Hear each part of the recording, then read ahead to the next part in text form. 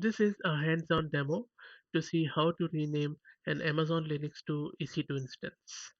I'm already logged in through PuTTY to this EC2 instance with EC2-user.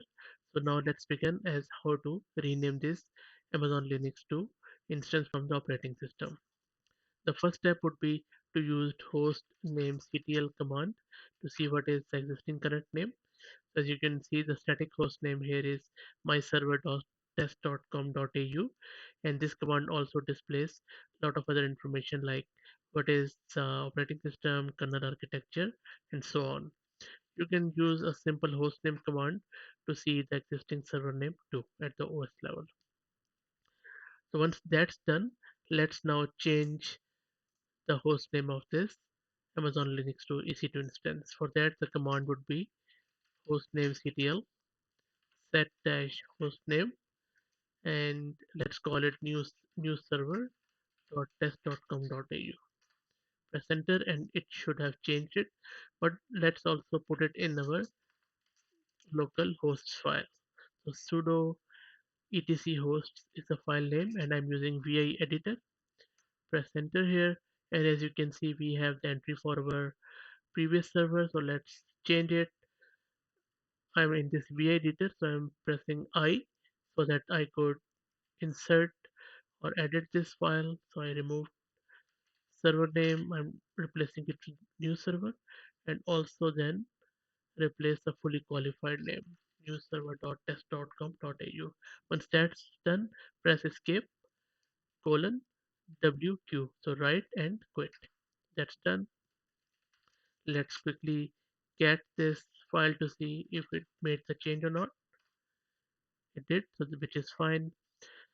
Now we also need to change it in our cloud init file, which is at sudo vi etc cloud.cfg. So this cloud init, this is a file for the cloud init process, and it is a best practice to change the host to put the configuration of preserving the host name so that the cloud init process won't override it if you create an AMI out of it or if you run any other process.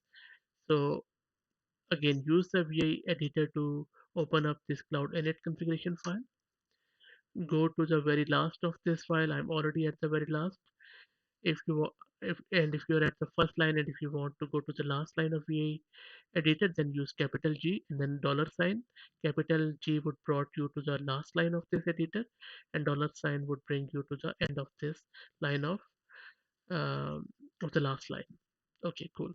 Now I have pressed A here, insert, and there is hash sign, so I removed it, and now put here preserve underscore hostname colon true. So what this directive will do, this will make sure that cloud init process doesn't overwrite your changed hostname. Once that's done, skip colon WQ. That's all done. Let's have a quick check of it. We can even grab it. As you can see, our value is there, which is fine. So now quickly check your hostname ctl command to see the name. So now you can see that now we have the new server.test.com.au. Also check it through hostname command. That is all done. But in order to make it permanent, you need to reboot this instance. So let me reboot it, and I will pause the video and start it again while it reboots. Okay, so as you can see, the server has rebooted again, and now it shows the new server name on the command line in our prompt. And just to verify that it has in fact changed it, the hostname CTL new server is there, and hostname new server name is there.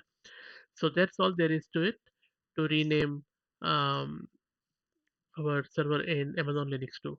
If you have any questions or feedback, please put them in the comments. Thank you very much.